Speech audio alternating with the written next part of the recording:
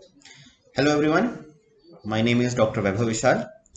मैं एक consultant urologist हूँ और यूरोलॉजी के टॉपिक के बारे में आज मैं आपको डीजे स्टेंटिंग के बारे में कुछ बातें शेयर करना चाहता हूँ। हमारे ओपीडी में कई ऐसे पेशेंट्स आते हैं जिनको हम डीजे स्टेंटिंग एडवाइस करते हैं।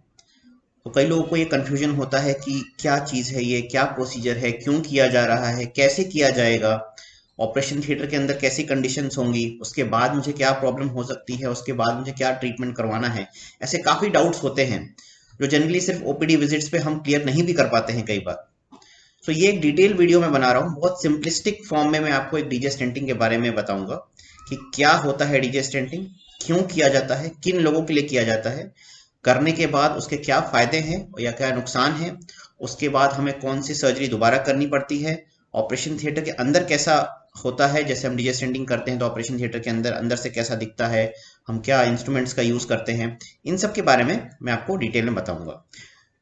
एक बार आप इस प्रोसेस को डिटेल में समझ लें तो आपको एक डिसीजन लेने में आसानी होती है कि ओके ये प्रोसेस होने वाला है, ये एनेस्थीसिया मुझे दिया जाएगा, इतने दिन के लिए मुझे हॉस्पिटल में रखा जाएगा, क्या अप्रोक्सीमेट कॉस्ट इसका हो सकता है, ये सब डिटेल में मैं आपको इसमें बताऊंगा।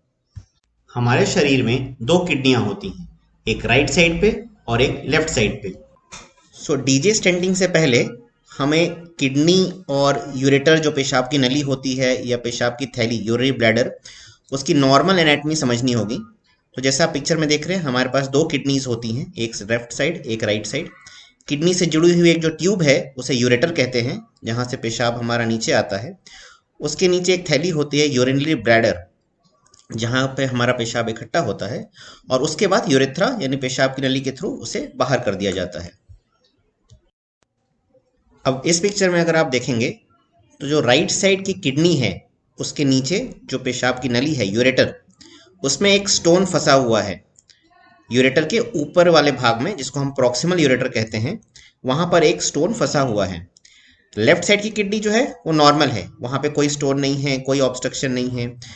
राइट साइड की किडनी में स्टोन फंसे होने के कारण वहां का यूरिन इस स्टोन की वजह से क्लियरली फ्लो नहीं होगा, वो स्टोन की वजह से रुक जाएगा। हम इस कंडीशन को ऑब्स्ट्रक्टिव यूरेट्रिक कैलकुलस कहते हैं। अब इस पिक्चर को आप कंपेयर करें, एक तरफ जो लेफ्ट साइड की किडनी है, जो नॉर्मल किडनी है, वहां से यूरिन प्रोडक्शन हो रहा है, वो नीचे आ रहा है और ब्लैडर में इकट्ठा हो रहा है। बट जो राइट साइड की किडनी है जहां पर स्टोन फंसा हुआ है, उस वजह से जो यूरिन है जितना किडनी में बन रहा है वो पूरा नहीं तो फिर भी कुछ परसेंट उसका बैक प्रेशर की वजह से वापस किडनी में जा रहा है। वो पूरी तरह से यूरिन फ्लो है वो ब्लैडर में इकट्ठा नहीं हो पा रहा है, बिकॉज वहां पे एक स्टोन फंसा हुआ है, उस रास्ते में एक स्टोन फंसा हुआ है। उस स्टोन और यूरिन के बैक फ्लो के कारण अब किडनी में एक स्वेलिंग होगी जिसको हम हाइड्रोनेफ्रोसिस कहते हैं। इस हाइड्रोनेफ्रोसिस की वजह से जो हमारे स्टोन के पहले वाला भाग है यूरेटर का, उसमें सूजन आ गई है और किडनी में भी सूजन आ गई है, बिकॉज वहां का यूरिन जो है वो ठीक से क्लियर नहीं हो पा रहा है। इस कंडीशन में हमें सबसे इंपॉर्टेंट काम जो है वो किडनी का ऑब्स्ट्रक्शन ठीक करना है। जो रुकावट हो गई है स्टोन की वजह से, उसको ठीक करना बहुत जरूरी है। इस पिक्चर में आप देख रहे हैं जो स्टोन है उसको बाईपास करके एक तार जैसी चीज डाली गई है, जिसको हम डीजे स्टेंट या डबल जे स्टेंट कहते हैं। अब इस डबल जे स्टेंट की वजह से जो पत्थर है वो बाईपास हो गया है। डबल जे स्टेंट का एक एंड किडनी के अंदर है और जो दूसरा एंड है वो हमारे ब्लैडर के अंदर है। अब इस स्टेंट की वजह से जो किडनी के भागों में सूजन थी, जो हाइड्रोनेफ्रोसिस था, वो इस स्टेंट के सहारे क्लियर होना शुरू हो जाएगा, क्योंकि अब यूरिन को एक रास्ता मिल गया है, एक पाथ मिल गया है जिससे वो किडनी से ब्लैडर की तरफ आ सकता है। स्टोन वहां पर ही है लेकिन फिर भी हमारे किडनी की जो सूजन है, हाइड्रोनेफ्रोसिस है, वो स्टेंट की वजह से ठीक हो जाएगी। स्टेंट डालने के बाद स्थिति कुछ इस तरह रहेगी कि स्टोन है, स्टोन के पास से ही डीजे स्टेंट डाला हुआ है जो हमारी किडनी की सूजन को कम करने में हेल्प कर रहा है। थोड़े समय बाद, जनरली 1 से 2 हफ्ते बाद, किडनी की सूजन जो होती है वो पूरी तरह से ठीक हो जाती है। अब आपके स्क्रीन पे जो पिक्चर है वो एक सिटी स्कैन की है। इस सिटी स्कैन में दाहिने तरफ और बाएं तरफ, left and right both kidneys दिख रही हैं। किडनी के अंदर जो आपको सफेद रंग का स्ट्रक्चर दिख रहा है वो स्टोन है। दोनों तरफ किडनियों में स्टोन है और उस स्टोन की वजह से किडनी का यूरिन पैसेज ब्लॉक हो गया है। ये एक बहुत ही इमरजेंसी कंडीशन होती है जहां पे दोनों ही किडनी ब्लॉक हो गई हैं और पेशेंट की कंडीशन थोड़ी सीरियस होती है।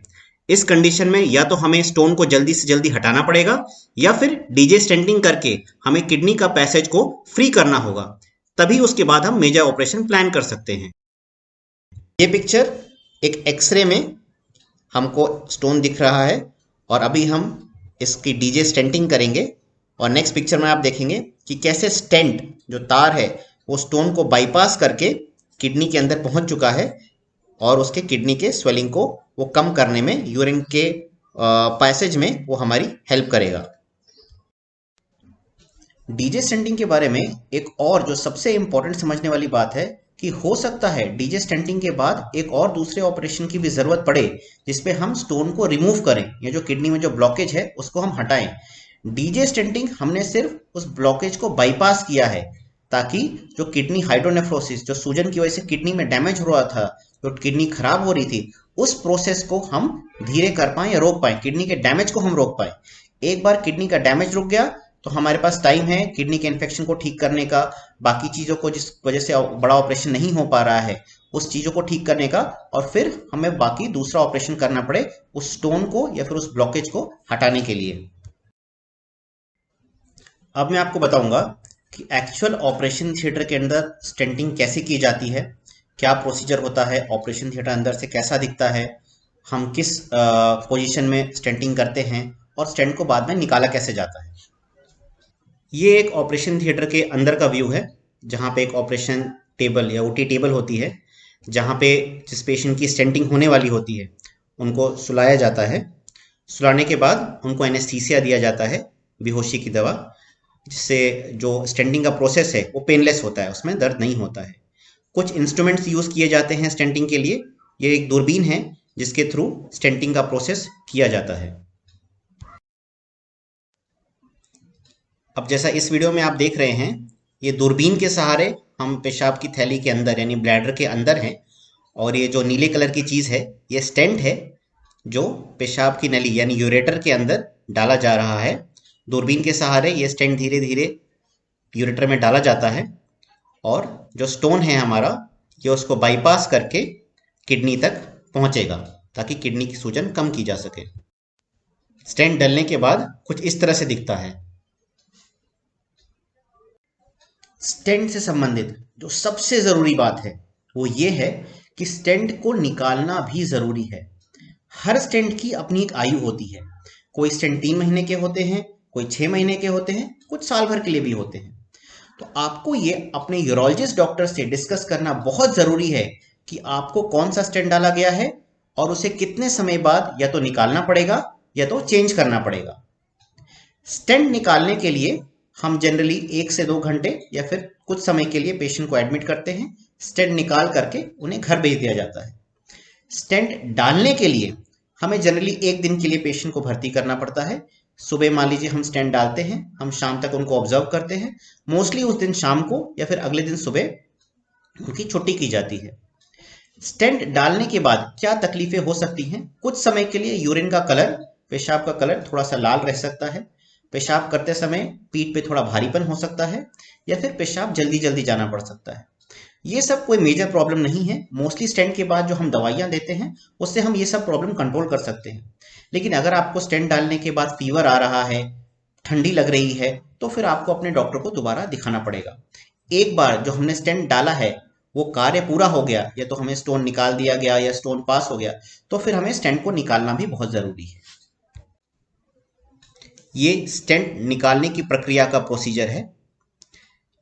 इस प्रोसीजर में हम दूरबीन से पेशाब की नली यानी यूरेथ्रा के अंदर जाते हैं। अंदर जाकर के हम पेशाब की थैली यानी ब्लैडर के अंदर पहुंचते हैं।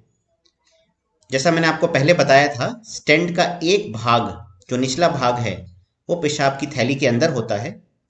जैसा कि आप अपने मॉनिटर स्क्रीन पे देखेंगे, अभी थोड़ी देर में आपको एक स्टेंट दिखाई देगा। एक वाइट कलर का स्टेंट होता है। उस स्टेंट को पकड़ करके बाहर निकाल लिया जाता है।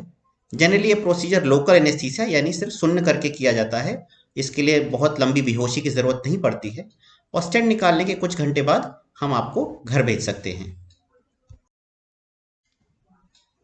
सो ये थी सारी जानकारी डीजे स्टेंटिंग से रिलेटेड, कैसे उसे डाला जाता है, कैसे उसे निकाला जाता है। मैं उम्मीद करता हूँ आपके मैक्सिमम क्वेरीज को मैं सॉल्व कर पाया हूँगा। फिर भी अगर आपके कुछ डाउट रह गए हैं तो आप नीचे कमेंट सेक्शन में डाल करके डाउट मुझसे पूछ सकते हैं। नमस्कार।